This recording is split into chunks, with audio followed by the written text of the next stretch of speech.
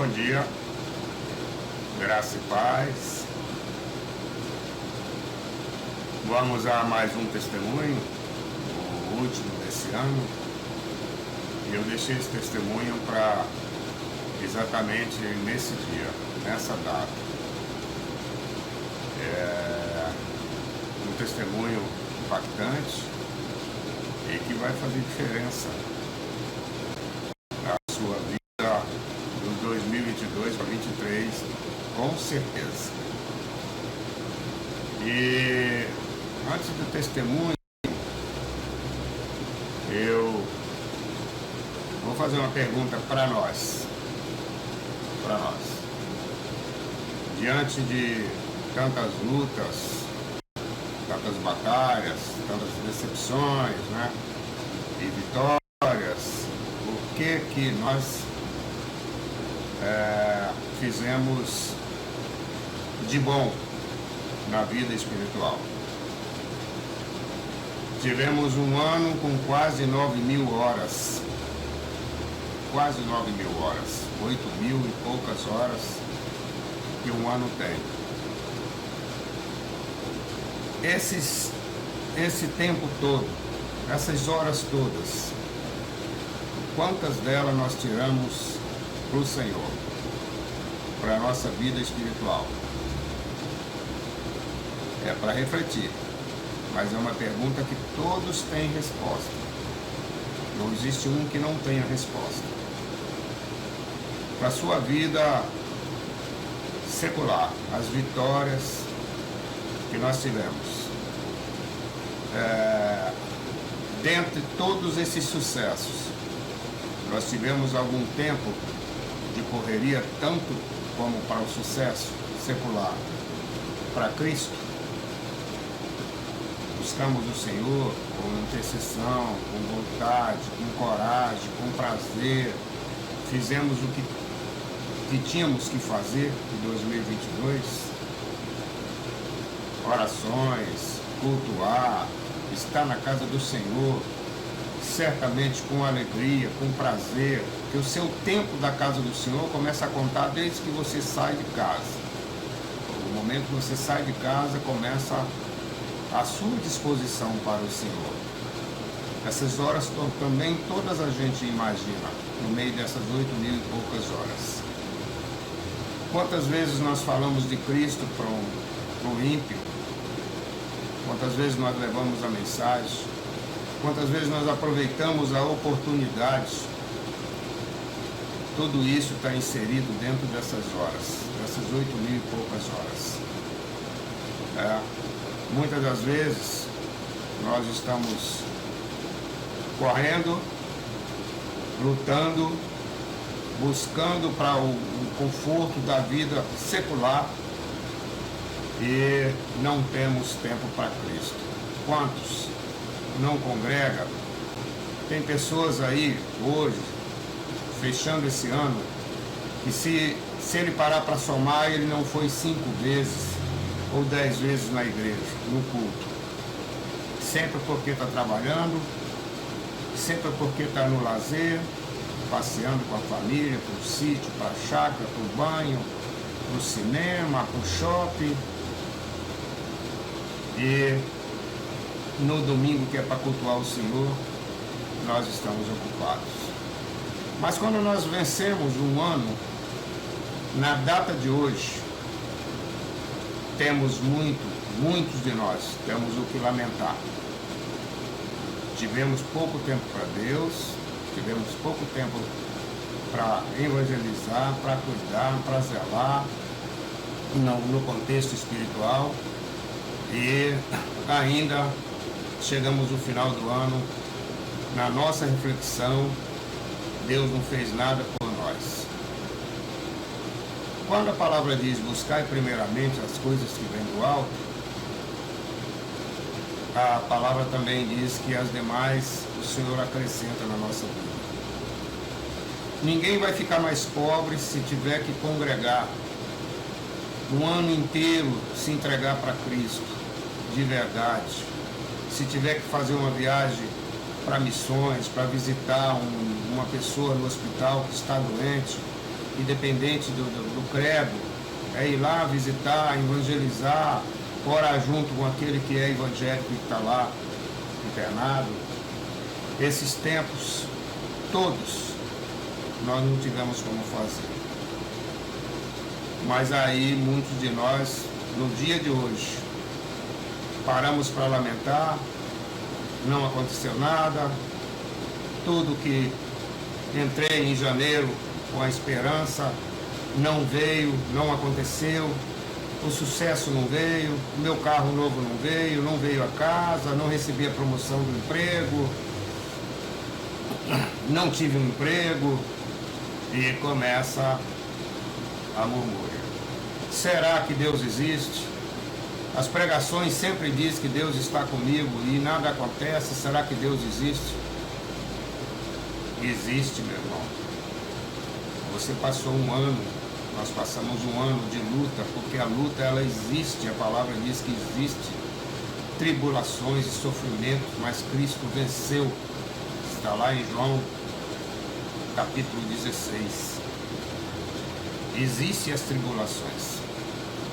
Não é por causa das tribulações que a gente vai imaginar no dia de hoje, porque hoje é o dia que muitos param para refletir e colocar em dúvida a questão relacionada a Deus.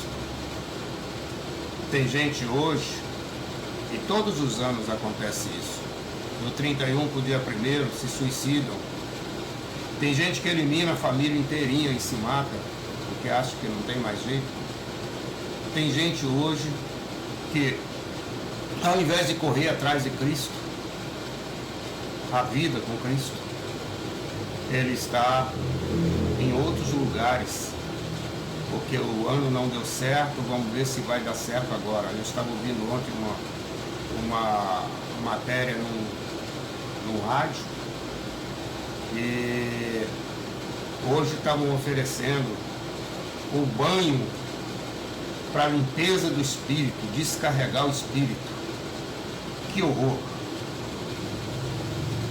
A mesa redonda para poder receber cargas positivas para o futuro. Que horror! Todas essas coisas,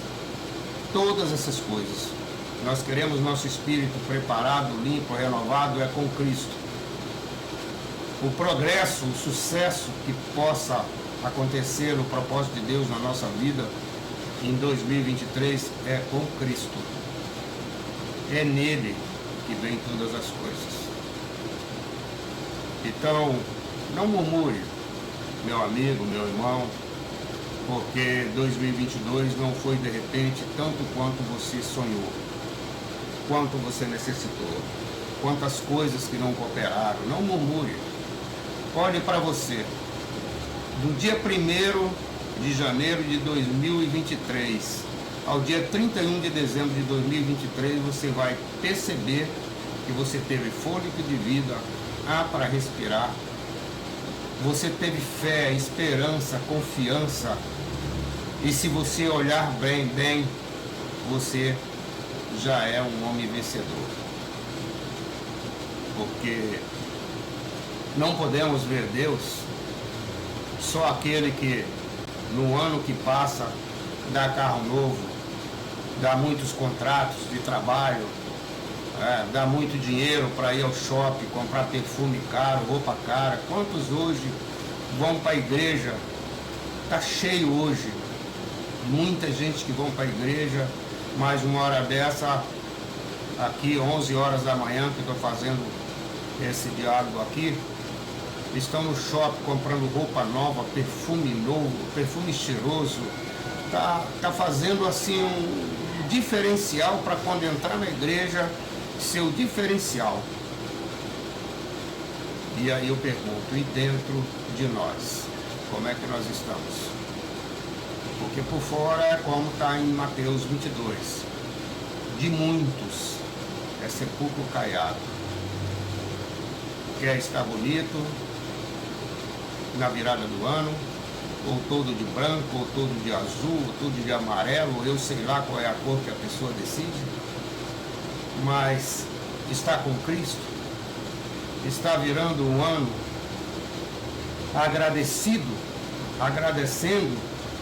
e sondando o coração para ver se está perfumado, se está bem arrumado o nosso coração para Cristo. É para refletir.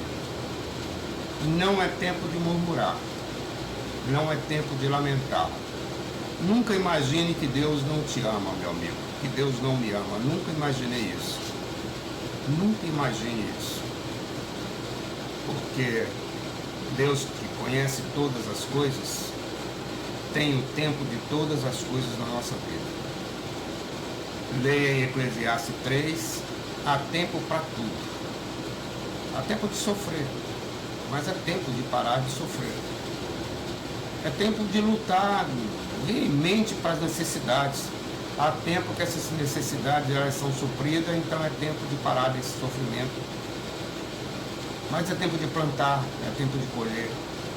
O que nós estamos plantando com relação ao nosso coração, com relação a Cristo? O que nós estamos plantando hoje para dizer, ou vamos dizer, Senhor, eu fiz pouco em 2022 para Ti, mas eu vou lutar.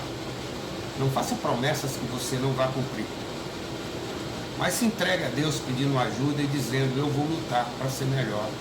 Eu vou lutar para não perder as oportunidades de falar do Senhor para os meus amigos, para os meus irmãos. Eu vou lutar para ajudar o meu irmão quando ele estiver fraco, no aconselhamento. Eu vou lutar para estar com ele quando ele se sentir só. Se for para chorar, a gente chora junto. Se for para sorrir, nós vamos sorrir junto. Eu quero fazer mais. E você vai ver o quanto Deus te abençoa nas outras questões que te deixam angustiado. Então eu quero colocar um testemunho hoje, para que você, após tudo que eu falei aqui, você refletir como é que Deus trabalha na vida do crente, na vida do homem que se entrega para Deus e muitas das vezes na sua fraqueza, na sua continuação de amadurecimento, ele ainda, por ser fraco, esse testemunho vai dizer exatamente isso, por estar numa fraqueza e por falta de entendimento, que devemos pedir para o Senhor também, entendimento, nós começamos a murmurar. Então, vamos lá, no testemunho. Uma certa vez, no Paraná,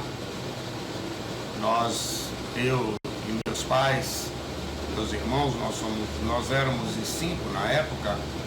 Eu sou paranaense, nasci em Itambé, no Paraná, mas a gente morava em Barbosa Ferraz. E meu pai trabalhava de mestre de obra numa prefeitura, na prefeitura, né, de Barbosa Ferraz. E lá ele sofreu um acidente. E nesse acidente ele quebrou ambas as mãos e foi um sofrimento muito grande. O INPS não liberava os recursos do benefício do meu pai. Minha mãe era simplesmente doméstica, analfabeta. Meu pai era um mestre de obra, mas também era analfabeto. Ele só entendia mesmo de obra. Não lia, nem escrevia, não fazia nada disso. E pela dificuldade da minha mãe não ter estudo para trabalhar, minha mãe começou a lavar roupa. Lavava roupa para as pessoas, para ajudar no sustento dos filhos. Nós éramos 5 crianças. E diante dessa dificuldade, meu pai tinha que fazer perícia, avaliação médica, numa cidade chamada Ivaiporã. Sempre ele ia para lá, porque Barbosa Ferraz não tinha esse recurso. Então, portanto, ele resolveu que iríamos morar em Ivaiporã. E saiu algum dinheiro lá do benefício do meu pai, ele comprou uma madeira e fez uma casa em Ivaiporã, no final de uma rua que passava da nossa casa em diante, era a fazenda do meu avô. Fomos morar nessa casa, em Ivaiporã. Era uma rua de um sentido só, saía do centro da cidade, pegava uma rodovia e ia por rumo da nossa casa, e terminava e passava uma ponte, um riacho que aqui chama Igarapé, em Manaus, estou falando de Manaus. Para lá era a fazenda do meu avô. Nos instalamos ali, mas o meu pai sempre dizia, para não dizer para ninguém nada que acontecia dentro de casa. E a gente não dizia. Nós passávamos necessidade, fome, e não dizia para ninguém que estávamos passando. Aqui e ali eu atravessava a ponte, ia lá na fazenda do meu avô, trazia uma bola de queijo, trazia uma laranja, trazia uma mandioquinha, mas porque ele dava de bom coração, não porque chegava lá dizendo que não tinha nada em casa. Então a vida, diante disso, a vida continuou ainda, a vida difícil. Meu pai ainda fazendo o sistema de fisioterapia para ser liberado, e a minha mãe lavando roupa. Um certo dia nós estávamos no almoço, sentado à mesa, e a minha mãe estava servindo para nós arroz, feijão, uma farinha branca, um tutano dentro do feijão. Chamava-se corredor de boi, hoje chama chambaril, o osso, o corredor. A carne do chambaril hoje chama osso buco, chama um monte de nome, mas naquele tempo era corredor de boi.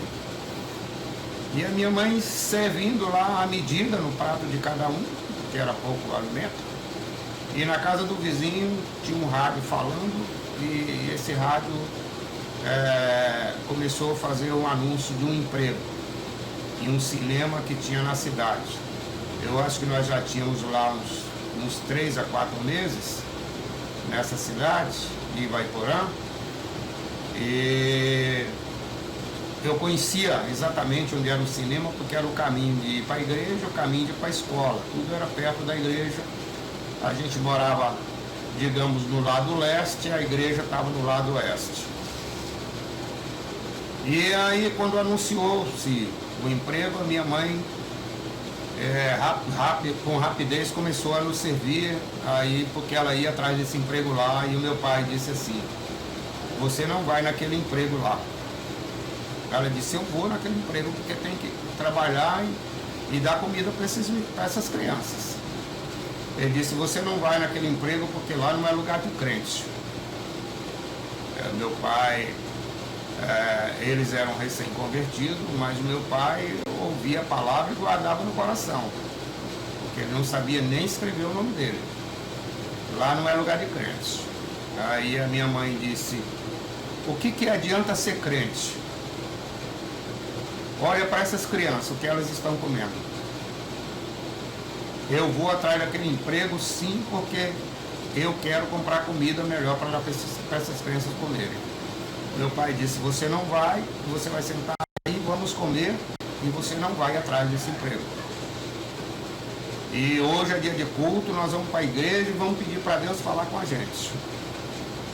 E minha mãe falou algumas outras coisas todas lá, mas sentou lá, ouviu meu pai, comemos, e se levou à tarde, aquele silêncio, não houve discussão, que eu nunca vi meu pai discutindo com a minha mãe. E quando foi às 5 horas da tarde, arrumou uma charretinha para ir para a igreja, uma carrocinha puxada a cavalo, dava uns 4 a 5 quilômetros a igreja de casa, e rumamos para a igreja. Na carrocinha, a charrete, eu brincava com o meu irmão mais velho lá atrás, no bagageiro da carrocinha. Deus vai falar com a gente hoje. Aí, cochichando. Aí meu irmão perguntava: mas como Deus vai falar com a gente? Porventura vai abrir lá a igreja, lá vai abrir o telhado? Deus vai entrar naquele monte de gente, vai falar só com a gente? Papai disse que Deus vai falar com a gente, ele vai falar com a gente. Como? Eu não sei. Eu não sabia mesmo. Eu era criança.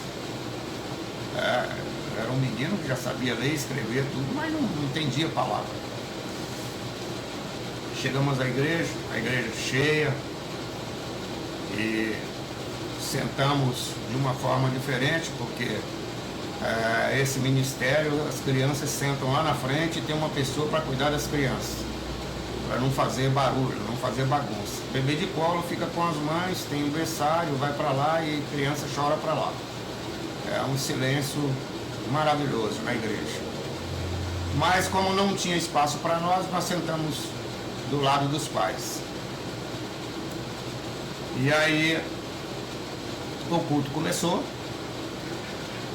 e sentou próximo da gente uma pessoa que chegou de fora. Ele não era de lá. Sentou próximo da gente. E aí veio o momento da palavra, a igreja começou a clamar para levantar um pregador, né? E essa denominação tem esse processo de não ter um homem que vai pregar hoje, é aquele que Deus levanta e vai lá e prega. E esse senhor levantou, rumou para o rumo do púlpito, a igreja grande, todo mundo sabia que ele não era de lá, e fica todo mundo olhando para um estranho, né? Ele chegou no púlpito, saudou a igreja, aí olhou e disse assim para os líderes lá na frente: a igreja hoje está cheia, né? Aí disseram: sim, está cheia. Pois é, mas Deus mandou eu vir aqui, só que eu vou dizer para os senhores, eu acabei de chegar, cheguei na hora de começar o culto, tem o hotel aí na frente, eu venho de São Paulo, eu trabalho com, ele é representante de vendas, alguma coisa relacionada à venda que ele falou. E Deus mandou que eu viesse aqui à frente. Então abra a Bíblia de vocês em Gênesis 25, eu acho que capítulo, versículo 26, 25, 26. E Deus hoje vai falar apenas com uma família. É o que Deus está mandando eu dizer. Só uma família hoje vai receber essa palavra. Deus vai falar com uma família hoje aqui. Aí leu a primogenitura, Jacó e Esaú. Só um versículo. Aí olhou para a igreja, naquele silêncio, e disse: você hoje queria fazer igual Esaú fez. Trocar a sua primogenitura por um prato de comida. Você hoje lamentou porque na sua casa não tinha a comida que você queria dar para os seus filhos. Você disse isso, e isso, e isso, e meus irmãos começou a falar tudo que a minha mãe disse. Da maneira que a mãe disse, a repugna de nada acontecer, porque quando ela se converteu, disseram que tudo ia ser diferente. E tudo isso ela falou na mesa. E aí começou a palavra diretamente com a gente, meu pai chorando, minha mãe chorando, e a gente, por quebra, chorando junto, né? Porque a gente estava envolvido, todos estávamos envolvidos naquela conversa à mesa. E a igreja toda sabia que aquela mensagem estava falando com a gente. Pelos choros, as lástimas. A minha mãe chorava alto, minha mãe, filha de mineiro, não fala baixo e nem chorava baixo. Virou assim um negócio para chamar a atenção de todos. Quando terminou o tempo da ministração, 40 minutos, 45 por aí, o pregador disse assim: mas hoje você vai saber quem é o Deus que ele ministraram na sua vida no dia da sua conversão. Você vai ver que com Deus tudo é diferente. Sim, ele lhe provou até hoje por causa do seu cônjuge. Por ele manter a fé e saber que hoje Deus ia falar, hoje acaba o sofrimento de vocês. O pedido que vocês pediram, que até nós crianças, né, brincando, mas a gente estava na esperança de que Deus falasse. Então o pedido de vocês aconteceu hoje. Deus está falando com vocês, então preste bem atenção, que a partir de hoje tudo vai ser diferente na vida de vocês. A partir de hoje as portas irão se abrir nunca mais vocês irão passar por necessidades. Deus vai suprir tudo na casa pela fé do seu cônjuge. E aí disse, de madrugada, você esposo, você esposa, saia e vá atrás de um emprego, porque as portas já estão abertas para vocês. Pode sair de madrugada e aonde vocês baterem vai ter emprego. Mas para vocês saberem quem é Deus de verdade, antes de amanhecer o dia, vai chegar pão à sua casa para os seus filhos.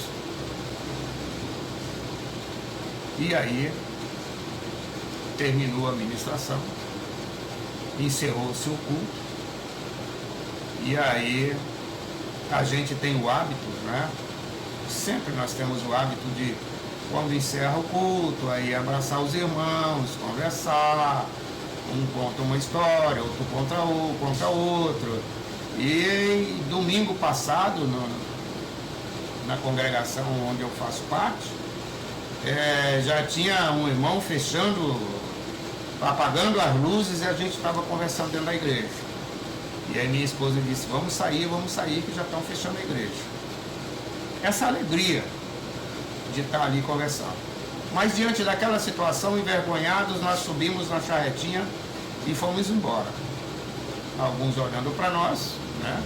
Outros conversando, e nós saímos rapidinho do pátio da igreja. E aí, um certo momento, já longe da igreja, naquele silêncio, só as patas do cavalo batendo no chão, meu pai perguntou para minha mãe, você ouviu a pregação hoje, Marta? Marta, o nome da minha mãe. Lembra Marta e Maria, né? E a minha mãe disse, eu sabia que você ia tocar nesse assunto. Você acha que aquele homem não estava lá atrás de casa ouvindo tudo que eu estava falando? Para dizer exatamente lá o que eu falei? O vizinho ouviu a conversa e contou para aquele homem? Aí, você acredita nisso? Meu pai disse, acredito. E Deus falou exatamente o que a gente precisava de ouvir. E amanhã cedo você vai acreditar na palavra. E aí silenciou e fomos embora para casa. De manhã, de madrugada, meu pai me chamou. Calixto, fecha a porta ali. Seu pai está saindo com a sua mãe para ir atrás de trabalho. Você não conta para ninguém o que está acontecendo aqui em casa. Não é para sair de dentro de casa. Sim, senhor. Naquele tempo o pai falava e estava falado, né? Hoje a gente tem uma dificuldade de conviver com essa situação. Fechei a casa por dentro, fui pro rumo do quarto. Quando eu estava me cobrindo para dormir, bateu na porta. Isso ainda era de madrugada. Só tinha a luz do poste mesmo da claridade. Eu fui na porta, pensei que meu pai e minha mãe tivessem esquecido algum documento, chamei pelo nome e uma pessoa respondeu lá fora, não é seu pai nem sua mãe, a voz de uma mulher. Abre a porta, eu disse, não posso abrir a porta. Meu pai e minha mãe passou pela senhora, o papai e a mamãe, e disseram que não era para abrir a porta. Ela disse, ninguém por mim, meu filho. Não passou ninguém por mim. Como eu disse no começo, que a gente morava numa rua, saía da rodovia e entrava para o rumo da fazenda do meu avô, essa rua era sentido único. Não tinha como não passar um pelo outro. Não tinha outra saída que não fosse voltar lá para a avenida lá em cima. E aí, por respeito, eu não falei mais que ela tinha passado pelos meus pais. Aí eu disse que não podia abrir. Depois de tanta insistência, ela pediu que eu abrisse a janela. Aí abri meia janela, quando eu vi ela, eu conheci ela. No começo da rua, lá em cima, ela fazia um culto lá no quintal dela, todos os domingos. Ela era uma irmã da Assembleia de Deus. Então eu passava para a escola, eu passava para a igreja, eu passava para os afazeres dos meus pais e via essa irmã lá. Era ela que estava à janela. E ela disse, seus pais saíram? Eu disse, saíram, mas eles passaram pela senhora, eles acabaram de sair. Não, meu filho, eu moro ali em cima. Eu disse, eu sei onde a senhora mora lá onde tem culto todos os domingos. Ah, sim, é isso mesmo. Pois é, mas você está vendo essa caixa na minha cabeça? Eu disse, sim. Aí ela disse, Deus não me deixou dormir, dizendo que antes que amanhecesse o dia, eu trouxesse essa caixa com esses alimentos para vocês. E ela com uma mão segurando a caixa, a outra mão passando a mão na minha cabeça. Aí, mas se os seus pais acharem ruim, você já sabe onde eu moro. Peça para me entregar, que eu peço perdão. Mas como Deus não me deixou dormir, eu trouxe e aí eu comecei a chorar. Não era por causa da comida. Não era. Era exatamente pelo que a palavra falou através da boca daquele pregador lá na igreja. E ela perguntou, por que você está chorando? Aí eu disse, não, porque essa noite lá na igreja aconteceu isso. E o pregador disse que antes que amanhecesse o dia, Deus ia mandar comida na porta de casa, que meus pais saíssem atrás de emprego antes que amanhecesse o dia. E aí eu chorando, maravilhado com aquilo, e ela também começou a chorar, a falar em línguas, me entregou a caixa, quase eu não consigo pegar pela janela a caixa, era uma caixa de leite ninho escrito na caixa. Só que ela estava cheia de tudo. Aí coloquei a caixa em cima da mesa, corri, fechei a janela, comecei a tirar as coisas da caixa, e aí lá tinha tudo. Eu tinha um irmão caçula, pequenininho, que estava sem mamadeira fazia tempo. Tinha material para mamadeira dele, tinha arroz, feijão, açúcar, café, tinha leite ninho, tinha tudo na caixa. Aí peguei e fiz a mamadeira do meu irmão, todos eles dormindo, até o meu irmão mais velho, tem um irmão mais velho do que eu, ninguém viu nada disso. Ninguém viu nada disso, porque eles estavam dormindo e eu estava acordado porque meu pai tinha acabado de sair. Fui lá, peguei a mamadeira, coloquei o mingau mal feito mesmo, que eu não sabia fazer, dei pro meu irmãozinho lá, ele tomou o mingau dele, chamei todo mundo, fomos lá para a cozinha, fomos tomar café, comer. Aí todo mundo comendo, e aí não comentava quase direito sobre isso, porque não tinha a noção de que o que a palavra disse tinha acontecido. E aí nós não voltamos mais a dormir, o dia estava amanhecendo já, ficamos brincando por ali. 11 horas, 11h30, minha mãe chegou. A nossa casa não era muro, era cerca de balaústre. Quem foi no sul, quem é do sul, sabe o que é balaústre. Então, um portãozinho, meio portão. E aí a minha mãe chamou-me pelo nome, para mim ir lá abrir o portãozinho para ela. Quando eu corri lá, ela estava com as duas mãos ocupadas. Aí ela disse a mim, a mãe trouxe comida. E eu disse, nós já comemos. Mas comer o quê que não tinha nada para comer? Eu disse, lá dentro a senhora vê, falando baixinho, porque o vizinho estava na janela, a janela aberta, porque ele viu aquele rebuliço de manhã e não entendeu nada. Então aqueles senhores idosos que levantam de madrugada para tomar o cafezinho, viram meus pais saindo, viu aquela muvuca toda ali e curioso queria saber o que eu ia contar quando meus pais chegassem. Então eu falei baixinho para minha mãe, para não dar gosto a ele. Aí fomos para dentro quando a minha mãe viu aquelas coisas em cima da mesa, e minha mãe vinha trazendo um bolo, um senhor de um bolo. Minha mãe tinha arrumado um emprego numa padaria chamada Padaria União, que era dos irmãos lá da igreja. E minha mãe trouxe o bolo, botou em cima da mesa e ficou olhando para aquelas coisas. Eu contei para ela exatamente como aconteceu. E ela foi juntando aquela história com a palavra, a mensagem da noite. Minha mãe naquela hora, ela se transformou. Se transformou. E entrou para o quarto, chorando, pedindo perdão a Deus, se ajoelhou e orou a tarde inteirinha. Uma hora ela falava o que a gente entendia, outra hora ela falava em línguas, coisas que a gente nunca tinha visto a mãe fazer. Nunca. E minha mãe tinha ainda, na idade dos seus 20 e algumas coisas, ou 20, 22, 23, eu acho, mais ou menos isso. Minha mãe era jovem, mas tinha 5 filhos. Tinha 5 filhos. E aí, deu umas 5 horas da tarde, o meu pai chegou. E a minha mãe lá no quarto, orando e pedindo perdão, e conversando com Deus. E a gente, uma hora com estranheza de tudo aquilo, que a gente nunca tinha visto a mãe orar intensamente assim. E outra hora maravilhado, e o meu pai chegou com uma sacola na mão, aí olhou e perguntou: o que está acontecendo? Aí eu disse: não, essas coisas aí em cima da mesa aconteceu do jeito que foi pregado ontem à noite. E aí quando a mamãe viu todas essas coisas aqui, que veio de madrugada mesmo para cá, a mamãe está lá desde a hora que ela chegou da rua, está lá no quarto, está orando lá e está chorando lá.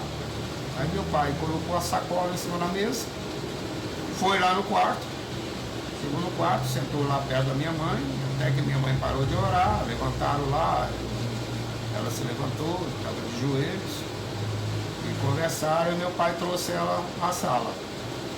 Aí disse a ela: Marta, veja aí essa sacola que eu trouxe aí, dá uma olhada no que tem aí. Aí minha mãe foi na sacola, era uns pacotões de dinheiro. Os pacotões de dinheiro, era uma sacolona grande, cheia de dinheiro. E a minha mãe olhou e disse: Marcolino, o que é isso? Marcolino, meu pai, saudoso pai, o senhor já levou. Ele disse: eu encontrei um japonês ali que vai construir não sei se era 150 casas, 120, uma coisa assim. E conversei com ele, precisava de trabalho, e aí ele disse que tinha as casas para fazer e não tinha quem fizesse. Aí eu fui lá, fiz o orçamento, ele me deu a metade do dinheiro. Era uma sacola, um senhor saco de dinheiro. Os pacotes todos com lacre, Banco Central do Brasil. Banco do Brasil. Aí, minha mãe, quando viu aquilo, aí parece que se renovou mais ainda. Tinha na parede de casa, da sala, uma imagem preta. Minha mãe convertida, crente, mas ela tinha uma imagem, uma negona lá na parede, numa prateleirinha que ela fez. Ela foi na caixa de ferramenta do meu pai, pegou um martelo, com respeito aos adoradores de imagem, mas a minha mãe foi lá e disse: você hoje não faz parte mais da minha vida. Pegou o martelo, quebrou tudo em pedacinho, e dizia que o único que ali ia adorar era Deus. Deus deu a resposta, Deus é isso, Deus é aquilo, e tome martelo naquele coisa de barro lá. Juntou numa sacola. O nosso terreno era do lado do riacho da fazenda do meu avô. Ela foi lá na beira do riacho e jogou lá embaixo. Veio limpando a mão. Pronto, entrou dentro de casa com a vida transformada, mudada. Tudo se fez novo naquele dia. O meu pai, com esse monte de casa para fazer, contratou alguns irmãos da igreja. Os que vieram, nós viemos em 71 para o Pará, para a Transamazônica. Era tudo irmãos da igreja que vieram desbravar de todas as formas na Transamazônica, tanto terras como igreja.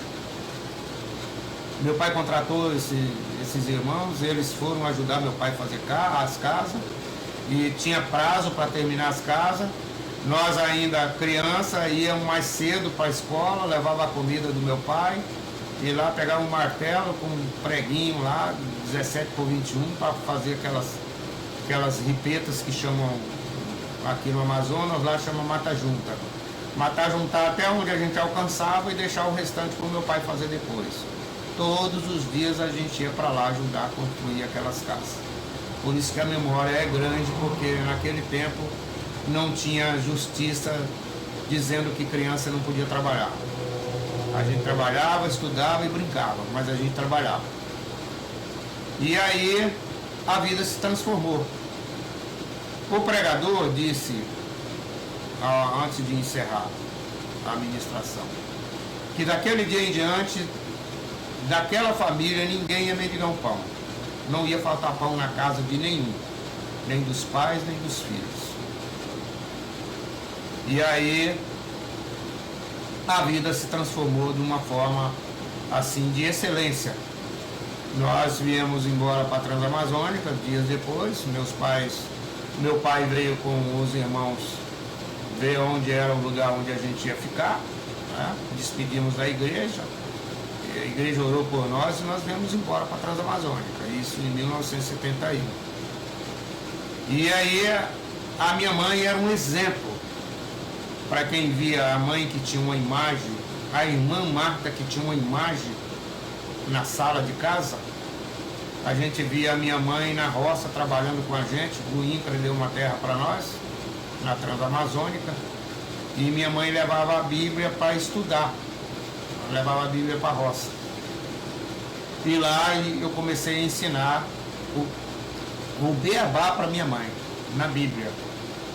Foi aonde minha mãe aprendeu a estudar, a ler e escrever. Só que tinha um diferencial, a gente trabalhando na roça. Nós carpindo a roça, arroz, feijão, milho, e cada um distanciado assim uns 10 metros do outro, eu e meu irmão mais velho e minha mãe. As outras cuidavam de casa, as meninas. E de longe eu ouvia a minha mãe orando, conversando, falando em línguas, bem baixinho, com o pano amarrado na cabeça, no sol quente, sandália havaiana, os pés tudo preto, de cinza, de tina, assim, era assim uma vida sofrida. Mas aí a minha mãe por lá, ela ficava trabalhando e orando e conversando baixinho. E aí eu fui juntando, todas as vezes que eu via minha mãe fazer isso, alguém chegava lá na roça da igreja. Nós morávamos 100 quilômetros de Altamira. Hoje chama-se Medicilândia, o local por onde a gente morava ali, na Transamazônica. E aí eu dizia para o meu irmão, alguém vai vir buscar a mamãe. O que você sabe? Presta atenção lá, a mamãe está falando em línguas, está orando, está trabalhando, mas está falando em línguas ali. E vai vir alguém buscar a mamãe. Aí o carro buzinava lá em casa, lá longe da roça, e os irmãos iam lá na roça com a gente e diziam, irmã Marta, é para a senhora ir para a cidade, a igreja mandou vir me buscar. Minha mãe era uma mãe de oração, minha mãe era de oração. E aí, o irmão fulano de tal está desenganado, a irmã fulana de tal, o filho de tal irmão desenganado, e mandaram vir buscar a senhora. E minha mãe, jovem, 20 e poucos anos a minha mãe. Aí saía toda suja, não dava tempo de tomar banho, porque era emergência, as coisas lá, urgência. Minha mãe entrava no carro e ia embora 100 quilômetros. Altamira. Aí as coisas aconteciam lá e eles vinham trazer minha mãe de volta. E a minha mãe, a gente ficava na curiosidade, o que foi? A mamãe foi fazer lá na cidade, que os irmãos vieram buscar. E a mãe não contava. Ela não contava. Mas algumas coisas eu sabia porque eu sabia que ela ia conversar com meu pai à noite. Eu fazia de conta que ia dormir e ficava na beira da porta do quarto com o ouvido na parede e ia ouvindo ela contar as maravilhas que aconteciam lá na cidade. E foi uma mãe assim que eu tive como exemplo, porque a Transamazônica toda, dali de Altamira, por rumo de Santarém, todo mundo conhecia a irmã Marta.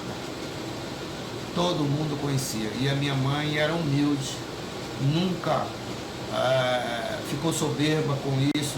Mas aonde a gente ia, porque a gente andava muito a pé para as igrejas, andava 30 quilômetros para as igrejas, a gente andava muito. E às vezes tinha alguma reunião da igreja longe da cidade, aonde a gente ia, quando sabia que nós éramos filhos da irmã Marta, os irmãos ficavam maravilhados com a gente, porque a gente era o filho daquela irmã que a Transamazônica toda conhecia. E aí a vida se transformou, a vida mudou, aquela vida miserável que a minha mãe, na insistência de dizer que não adiantava ser crente, porque nada que disseram que ia acontecer não aconteceu, e que ela ia sim procurar um emprego onde não era lícito, e o meu pai, dosado pelo Espírito Santo de Deus, não deixou acontecer. Eu tive isso tudo como exemplo na minha vida. Comecei a minha vida só, longe dos meus pais, e para quem está ouvindo e me vendo, que ainda não ouviram os outros testemunhos, sabem que eu não enxergo. Eu tenho 11 anos com problema de visão, de cegueira total. Mas antes disso, dentro da promessa daquela ministração, eu fui um homem muito próspero. Quando a doença chegou, eu comecei a questionar como é que eu ia sustentar a minha família. Como eu iria fazer? Não tinha ainda me tocado, que de mim não tem nada. É Deus que cuida da minha vida. Comecei a lembrar daquela ministração, daquela palavra. E me apeguei a ela porque foi uma promessa. E hoje eu tenho 60 anos de idade, 11 anos sem trabalhar. Desses 11 anos nunca me faltou, principalmente pela manhã cedo, o pão, o café, o leite, o almoço, a merenda 3 horas da tarde, o jantar, nunca faltou na minha mesa. Eu aprendi a depositar toda a minha confiança em Deus. Desses 11 anos, eu nunca parei um ano para murmurar. Já ouvi muita reclamação. Mas eu sou o líder da minha casa e vou para a palavra e mostro pela palavra o quanto nós somos abençoados. Eu e a minha casa. Nós temos Deus, Espírito Santo na nossa vida. Tem a igreja que nos ama, a igreja cuida. Por isso, em compensação, eu oro todas as madrugadas, 2 horas da manhã, pela igreja onde eu congrego, porque é a igreja que ensina o amor, a igreja que se perdoa, a igreja que tem paz. Nós não tomamos a Santa Ceia intrigado com outro irmão, a igreja que ensina o princípio de salvação. Se parar para refletir, eu não tenho nada a reclamar desse 31 de 2022 para amanhã, o dia 1º de 2023. Eu tenho tanto a agradecer que se eu orasse essa noite inteirinha de joelho, não agradeceria 10% do que Deus fez por mim nesse ano de 2022. Então, meu irmão, meu amigo, você que está nesse momento ouvindo esse testemunho, pare para refletir. Antes de murmurar, antes de falar alguma coisa, antes de ser mal agradecido, veja que Deus te mantém de pé, o fôlego de vida, ar para respirar, fé, esperança, arregace as mangas, começa pelas coisas do alto, seja diferente. Seja diferente. Deus vai abrindo as portas para você. E se Deus não abrir as portas para você, meu irmão, que ouvindo e praticando tudo isso que eu estou falando para você, eu não estou falando do Deus que mandou o seu Filho para morrer na cruz por nós, para nos salvar. Precisa que nós entendamos isso. De tudo foi feito. E se de tudo foi feito, de Deus ao Filho, ao Espírito Santo nos acompanhando a vida inteira, fé, ânimos, que a gente pode ter a cabeça erguida, nunca olhar para o chão, nunca murmurar. Se você pode ter isso, você pode ter 2023 diferente. Faça a diferença. Comece com as coisas do alto. Você que está afastado da igreja, meu irmão, independente de denominação, volte para a igreja, volte para Cristo. Ame o seu irmão, perdoe o seu irmão, não afaste da igreja por uma desculpa que alguém fez, porque quem fez foi você. Se você está com Cristo, nada te abala, não tem culpados no seu afastar da igreja. É você mesmo que é responsável pelo afastamento da igreja. Volte para Cristo. Congregue mais. Busque mais o Senhor. Não há atividade na vida que possa nos afastar da presença de Deus. Tem coisas que você não precisa de fazer aos domingos, na hora de estar no culto. Faça na segunda-feira. Faça antes. Coloque Deus em primeiro lugar em todo o seu projeto de vida. Coloque o congregar, o viver em união, a paz, a alegria de ter Cristo, vivendo o tempo todo no entendimento que nós somos felizes, porque Cristo veio nessa terra, cheio de imundície, de homens maus, por amor, foi lá na cruz, entregou a sua vida por nós. Vamos valorizar isso. Vamos valorizar. Não estamos na lei, agora nós estamos na graça. Essa graça nós não merecemos. Quando aquele véu se rasgou, tudo se fez novo. Veio uma graça que nós não merecemos, mas ela está para nós. A graça e a misericórdia está derramada na nossa vida. Comece a meditar diferente na sua vida. Medita e veja que tudo depende de você.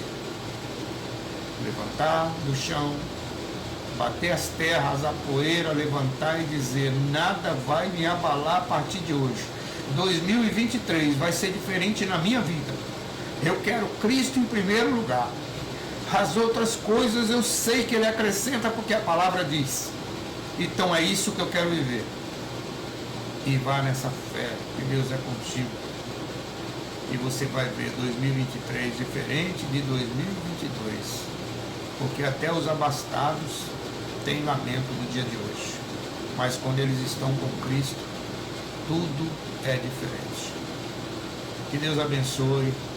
Um feliz 2023. Do fundo do coração. Os homens hoje usam esse termo, Feliz Natal, Feliz Ano Novo, falácias, que é costumeiro todo mundo falar essas coisas. Mas muitos também falam do fundo do coração, desejando por seu irmão, por próximo, por amigo, por vizinho, por pastor da igreja, os membros, a convivência geral, do fundo do coração, um ano diferente. E para isso, vamos evangelizar. Deus abençoe.